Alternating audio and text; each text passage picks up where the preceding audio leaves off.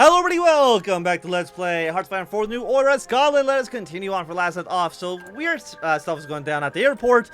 The military is now very paranoid, but they're happy with us. I mean, I think that's good. I think I'd rather them be paranoid and happy than be paranoid and upset. Or upset and not paranoid. I feel like this is okay. I mean, if they were happy and not paranoid, that would be better, but you can't win them all. The Tranquil Heights. Racy morning on the Highlands and the wind snagged around him.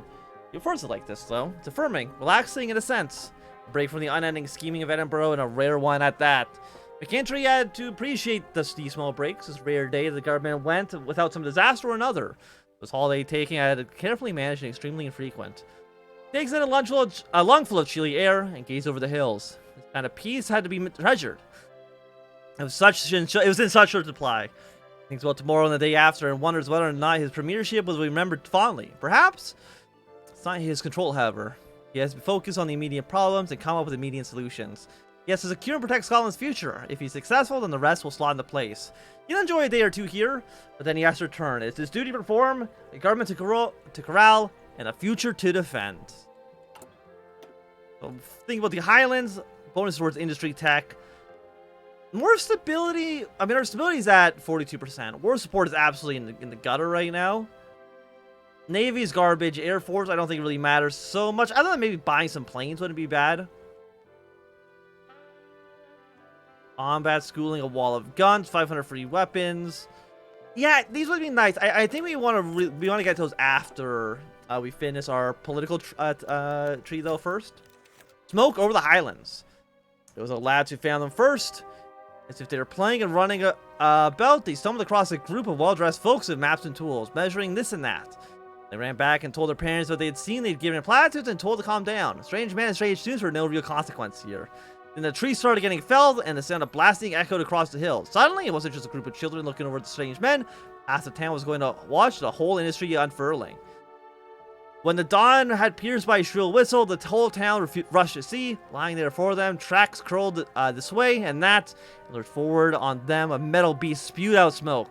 They knew what it was. Some had family in the lowlands, never had they expected to see it in their own lands though. Some of them watched in awe, others in dismay. Either way, the townsfolk knew whatever isolation they had, pastoral or Luddite, it had been shattered. So we're getting some trains in northern Scotland. You know, trying to connect the whole country together. You know, actually, let's get night vision as well. Getting bonus night attack, I think is always good. Because at least a third of the day, I think, is considered nighttime. Okay, Prime Minister of Thailand has died. I don't know if that really means anything for us. Does Thailand have a focus tree? They don't. So, realistically, it doesn't really matter much to them either. Okay, there's more wars going on in Russia. I'm really surprised just how many of the Russian countries have focus trees.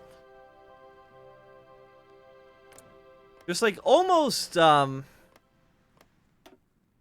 would say probably like half of them. Half of them probably have focus trees, which is more than I would otherwise expect, quite honestly. Yeah, let's see, do we have any more options here? We do see two. Where one least expects. I know that's for this one. Let's provide some equipment to the English, or one least suspects. Scotland has never been considered an ethnically diverse area, at least not for much of its history. Sure, there have been plenty of people from other areas of the British Isles, but not many of the other areas. But not from many other areas. A few Eastern Europeans have recently settled here, though. The Nazi Empire is entirely relying on slaves, and several relocated to England took advantage of the same opportunities afforded to other Anglos. But there are significant and surprising ethnic groups that exist within the Scottish borders. Many in the world believe Poland is a dead nation in culture, a statement which provides many of the sadness and some sorts of glee. However, one needs to take only a bus run to Glasgow or Edinburgh to find themselves surrounded by red and white, with signs of Polish script in kielbasa, pierogi, and bigos advertised at the windows of restaurants. And one, upon seeing this, would probably ask why. The answer lies in the Second World War. Many people at the end of history of Poland in October 6, 1939, when the last Polish position in Kutch surrendered. However, Poland had never really stopped fighting. Many soldiers had used neighboring countries to reverse England and did a sizable amount of civilians. Many of them ended up retreating to Scotland, and there are still a few Polish units on the border when the war ended. The Poles in Scotland are nearly as significant as other or as large as ethnic groups such as the Anglos, numbering only in the tens of thousands. They're still here, and they're proud and committed to keeping their home free of German occupation. Some see the existence of other neighborhoods as a fluke of history, but many see it as proof the proud people will find its way to survive and prosper in the face of determined genocidal opposition.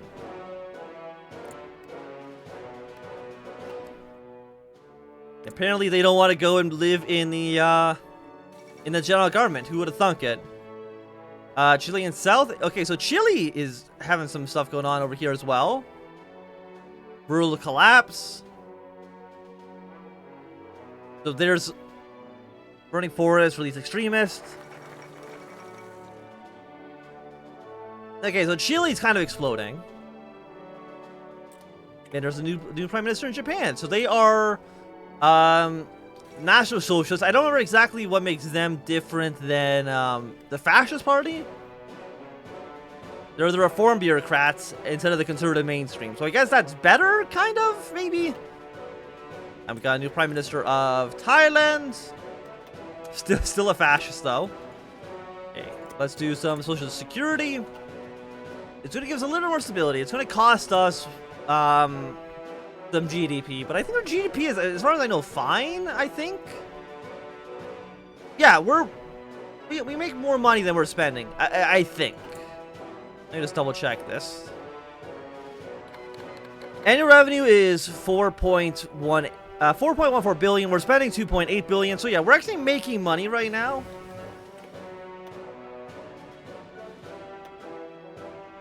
Let's increase liquid reserves. And you know what? Let's actually spend more money on the military and on the civilian spending. A dash in the dark. James' heart was beating heavily as he was lying down on the ground. He can almost smell freedom. However, this would have need to wait as some collaborators' soldiers walked by the border who had been armed.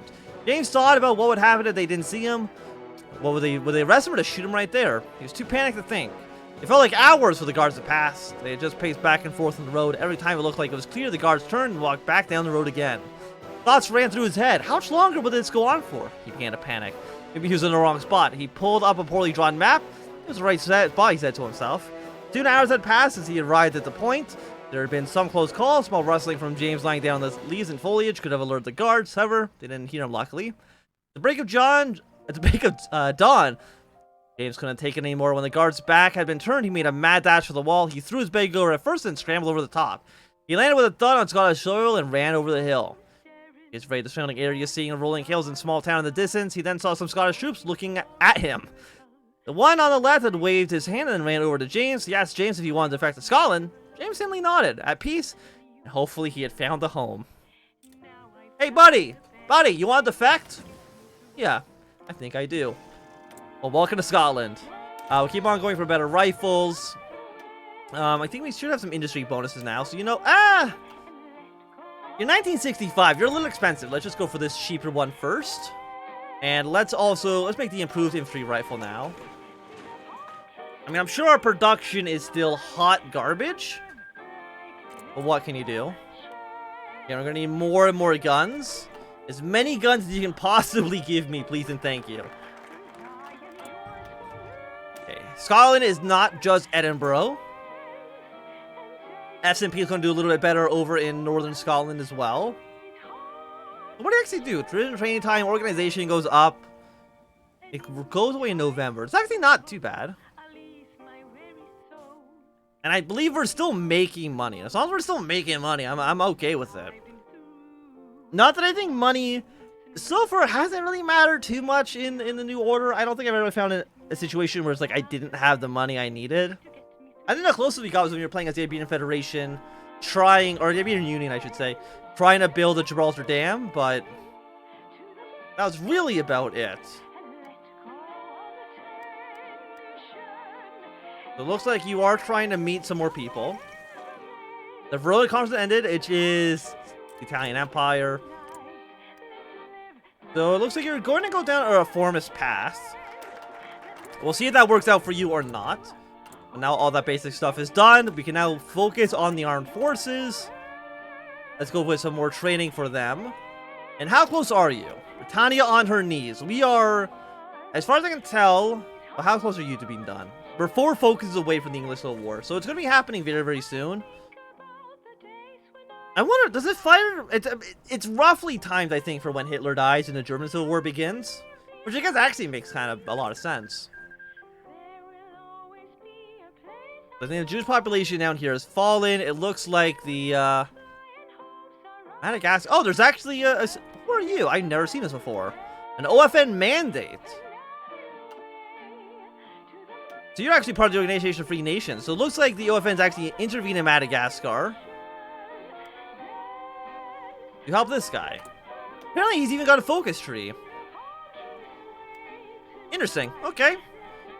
Well, we'll see how that plays out. I don't know if it will really matter too much, but... And we do know there's still some wars going on over here. Nova Cerberus was fighting somebody.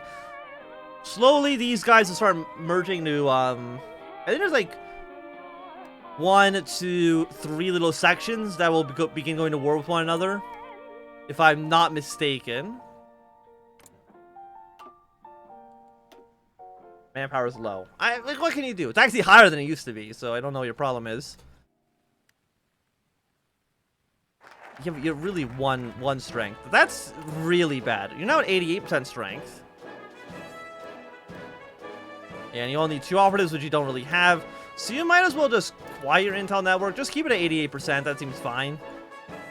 And let's try to focus on the army a little bit. Assessment of the Scottish military readiness. The committee proposed by the Admiral of the Fleet, Edmund Antes, Marshal of the Scottish Air Force, Edric Bond, and Field Marshal Bernard Lennox, while several other high-ranking officers have finally reached an agreement on how the Scottish military readiness assessment should be carried out. It had been agreed that each head would be responsible for their separate branches, and after some deliberation, each base, be it Naval, Air Force, or Army, was responsible for the estimate of their own forces. Officers from separate bases, but of the same branch, are to be the ones who conduct the assessment, as there were some concern if an officer was to assess his own men, that could give them higher praise or rank them as more ready than they really are. Reports will detail not only the readiness of individual groups, but also assess the bases themselves. This will include a review of warehouses, stockpile weaponry, as well as other necessity goods, such as rations, oil, and necessary mechanical equipment, as well as the overall readiness of the base. In the end, any stumbling blocks that have been discovered will be reported, and as much as possible will be done to rectify any necessities, be it a larger budget or improvement of equipment. The end goal of this report is, and the committee's decision, of course, is to be prepared for as much as humanly possible for a war with a foreign power, be it a great power such as Germany or a weaker power such as England. In either case, Scotland must be prepared to fight for her life. By the way, how's our Air Force doing? Horribly. Combine these planes up. Fly over northern England. And I'm actually wondering if we actually want to kind of focus on the Air Force and just buy these jets ASAP. I will finish this first, then maybe we'll try to buy American jets. Because having a decent Air Force is very important. And should hopefully give us a lot of good modifiers. Fingers crossed on that. Okay, so... You're still basically the same. Warships on the Clyde! A letter was recently arrived in the office of Scottish President. It was quite unusual to receive one at this hour. Robert McKinley considered waiting until the next day to read it. However, curiosity brought Robert McKinley to open it and read it. It's from the Glasgow City Council, and it sounded more like a plea rather than a request. It seemed to assess quickly and frantically. To President of Scotland, it's come to our attention that warships have moved up the River Clyde. While this would be seen as normal procedure if they had stopped and docked in Naval Base, however, it seems that they have dropped anchor close to the city limits itself. We ask of you to contact Naval Admiral responsible for this and ask him why he chose to dock so close. Yeah, so nearby to a city. Regards Glasgow City Council members. This is worrying, Robert McKinley. The Naval Task Force should have no business that far up the river. You remember that the SNB Clyde was close by, but that close to the city was suspicious. Robert McKinley had called Scottish intelligence immediately, discussed the recent dilemma he had faced.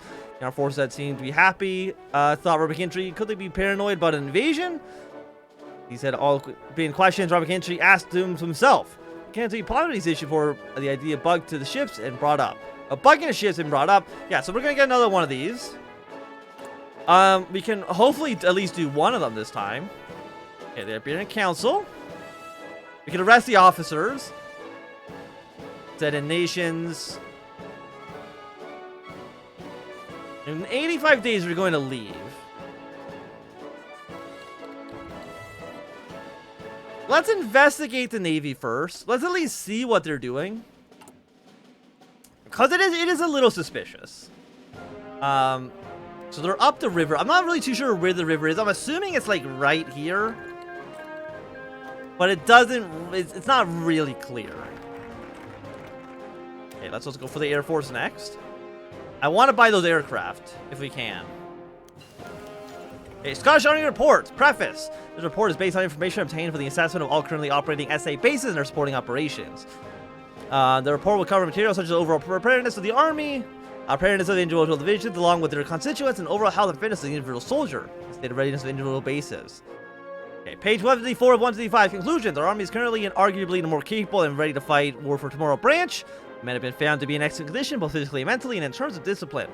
During the assessment, we have found to be more experienced and capable than they were during World War II, time period and immediately afterwards. Furthermore, they are well stocked with ammunition, ration, and other necessary items. They also boasted well-planned logistics, be it timetable, supply routes, etc.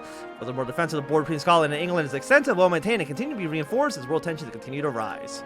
Hell yeah, let's go! Scottish Army is #1 in the world. We will never be defeated. We did get night vision. What's the next level of this? Support weapons 4. Yeah, I think we just want to get all of our upgrades up and running. ASAP. Yeah, we're about 40 days, I believe, from the war breaking out. The Siberian Black Army is going to get completely murdered in a two-way civil war. You guys are all at war as well. So rip to the Black Army. Inspection of Military Academy Cadets. What's your name, cadet? Asked Wimberly. Patrick Donald, sir, said the young man from Lerwick. Lerwick, I thought most young men there chose the Navy for military career. Seasickness, sir. It's been a hell of a trip. Remarked the field marshal. He moved on before stopping in front of another cadet. You look familiar, you said. Was your father in the 51st? Yes, he was, sir, said the cadet.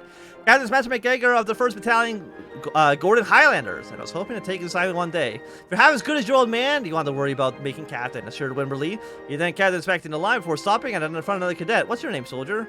Metro Beaverbrook, Field Marshal. Not really a Scottish name, is it? Are you a refugee? Not really, sir. My family has lived in Dumfries from as far back as I can trace it. Wimberly smiled and kept up the inspection. These cadets would make fine officers, he could tell, and all of them would do what they must to defend the nation of Scotland. I don't know where Dunbarty is. I don't think he said Dundee. I think it's probably just like on the border somewhere. Constables in the Navy. Constable Davis and Reyes left the Chief Cabinet Constable's office with a warrant for the Scottish Navy. It had been given to them by the Chief Constable, who in turn had been asked by the Scottish government to investigate the ships of the Scottish Navy who had docked at one of the wharfs in Glasgow. They both entered their Panda car and drove to the wharf. Once there, they walked around the wharf to see if they could find another entrance before giving up and walking towards the front gate. As they walked up to the sentry, he asked for the reasons they had been coming here to the wharf. He looked at the two constables with confusion. He was handed the sentry the warrant. The sentry looked at the warrant and asked the two men to wait as he fetched his superior to bring the two constables. Davies rolled his eyes at the sentry, ran off to grab an officer. Reyes, however, was focused on 3 men on the bridge of the SNS Anson. He'd been looking around the River Clyde with a pair of binoculars and marking spots down. Bull Davis' arm man looked at the bridge. The 2 men began writing the encounter down, and then the sentry came back with a gruff-looking officer. He took a look down at the warrant before grunting and letting his constables into the wharf. As he had walked around the dock, they had started to observe the observation of the Navy. Men floated in and out of the ships carrying all sorts of equipment. The constables walked even further down the docks to find something. As they walked down the wharf, they came upon a dock where they... At the end of the dock, where his branch out was left, dock right next to it was the NSS Granson. As they walked down it, they noticed a piece of paper that had flown at the window. They grabbed it quickly to put it in their small bag and started to leave the wharf, careful to make sure they had not left any trace. Another day on the job. Like, after that, we'll send in some agents. Okay, Glasgow Police Report 684. Details of the event. Constable Reyes and Davis encountered an officer the second day of the investigation against the Navy who agreed to be questioned by the police force. During the session, the officer said the mission of the Navy was to assist the Coast Guard in the interdiction mission and start recruitment drive in Glasgow. The 2 constables had verified this with 2 more officers who had been brought in for questioning. Evidence piece 04. A piece of paper was found in the constable during the investigation. The contents of it seemed to be about day of recruitment with plans for streamers and balloons begin around the wharf. It had a list of local businesses that agreed to put up signs for the Navy. Another list of included in recruiters who would go into local schools in the streets and recruit the local populace to join the Navy. Number 5. A folder was given to the police with the captain of the NSN Belfast Lewis Gordon. Inside the folder was photos of suspected smuggling vessels who had been sent to Scotland, drop off illegal weapons that could possibly end up in the hands of citizens with deeper aspirations to tend over the Scottish government. It marked for interdiction, and along with this, in the folder had been photos of weapons that had been smuggled in and out of the mark for destruction. Summary. While it may seem at first the Scottish Navy looks suspicious due to their actions by docking in Glasgow, it seems to be a bit of confusion. After consideration and cross-examination, it appears the Scottish Navy has no plans to attempt to influence the government or scare Glasgow City Council. Okay, Okay, that seems fine then. And if that's the case, we're going to ignore this and just allow the battleships to be there, and hopefully nothing bad happens. We'll go legacy the British Army because we've already... No. We want to buy the American jets first. And it looks like the Black Army has fallen. Okay, so the Air Force report... Well, the SAF has done with what it can be able to it in the past, it's no longer feasible to maintain such a state of being and expect the SAF to be an effective force in any capacity. Okay, yeah, I'm not surprised. We have 70 aircraft. I'm surprised we even really have an Air Force to begin with. Like, 70 planes is not a lot. So I really think we do need to buy these American jets, and if we have any hope of survival, we need to buy these. We need to buy these jets. Okay, Hitler is dead. October 17, 1963. The Reichstag Emergency Council. Nighttime thoughts. Nighttime thoughts. Why was he losing sleep over this, thought Wimberly. This wasn't anything to be ashamed of, he thought. Everyone under him agreed that it was the correct decision. It would be for the benefit of Scotland anyway. Just what needed to be done, and yet he still doubted himself. On one hand, what he mostly did was minor, and it would be scarcely noticed by anyone on the outside, but on the other hand, it was likely to raise concerns with the government. On one hand, these things have been agreed upon by the military as necessary and strategically important. On the other hand, it went against what the government thought was necessary and strategically important. On one hand, he believed these were the right things to do, but on the other, men in similar conviction and lesser offenses have been jailed or expelled from the military. And it wasn't just civilian government, he thought, it was the people of Scotland who he was disobeying. They were the ones who decided what was enough overall, weren't they? And he was acting against their expressed wishes. What did that make him? One betraying those he swore an oath to protect? Was there any difference between himself and Dear? Ellie Wimberly, who's lying beside him. Yes, honey? This new Thai restaurant opened downtown. I was thinking we should try it tomorrow. That sounds lovely. We really should.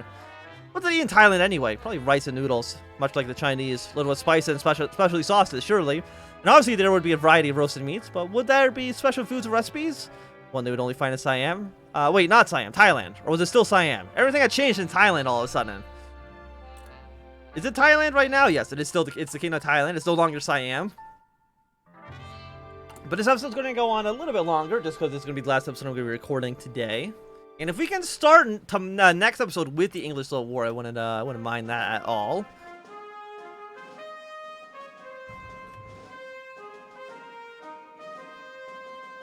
Unfortunately, I don't think there's a way for us to see how well the German Civil War. Hey, 50 planes, beautiful. And the German Civil War has begun. You love to see it. And next,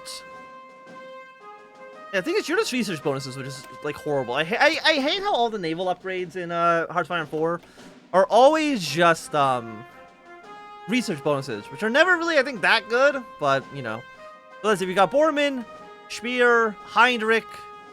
We have Gorings up here as well, and Heinrich's in 2 different pieces. And then Germany's got like a kind of like martial law thing going on over there as well. So we'll see who comes out on top. How many guns do we have? 400. Okay, let's write more guns to HMMLR. Burgundy has now declared a war on France, which will not be a, it'll be a very, very quick war. I can tell you that right now. Because I don't know if France has an army. The 3 to 7, Burgundy is at least 16 at minimum. Yes, in Ostland. And now you should start exploding as well. And now the leader of the Moscow government has now disappeared as well. So you got Muscovy and who the hell you are. We'll see if they end up going to war. The Moscow autonomy. And we'll see what other information, or what other things will happen here. Spiel's assumed control of the government. It'll be done in 21 days. And the English Civil War. Please pause. Please pause. Explosion into Africa. Okay, well, let's see what we have. HMLRs look like they're actually doing pretty well. England has already been trouble periods in its history, and most troublesome of all were ensuing in the time of the Second World War. The kingdom with Edward VIII, once abdicated to spies, was established. Short existence could already boast near a dozen troubled prime minister tenures. The latest, Alec Douglas Home, promised to bring stability after the inaugurum. With the Overlord collapsing, however, time was seized by the Hawk circling around the Cornish garrison. Thus, the next German fiefdom collapsed into uncertainty into a fractional war, burying the garrison, the resistance around Claude at Auchinleck, and finally taking a hold of the Pharaoh movement and active fights for the Collaborators. Much of the populace favors the HMMLR as they want to liberate England from the Nazis, and also pleased Douglas him really to know the Germans pushed a step back. Some worry, however, that a free England pursues restoration of the United Kingdom, which they'll like us to join. In the German Civil War, Hitler is dead, and already's infamous Emperor circle has disrespected him. The late Führer's pick for successor is proven to be a fast forfeit, with all the contenders heading off from Germania with baseless support.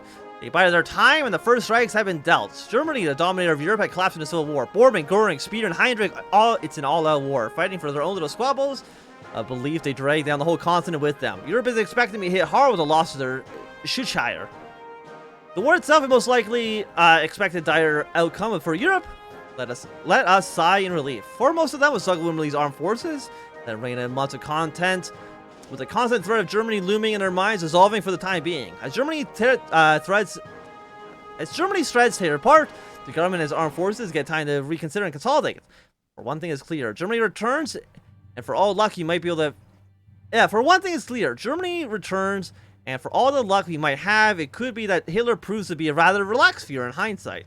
When the disintegration has been reversed, you might want to take revenge on everyone and everything. Also, a twinkling star of hope. So we're now less paranoid.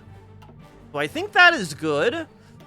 But the English war has now begun. So next time we will be aiding the English as much as we possibly can. But for now, thank you for watching. If you enjoyed, thumbs up. And not enjoy, you can always thumb down. If you want to see more, subscribe. And goodbye.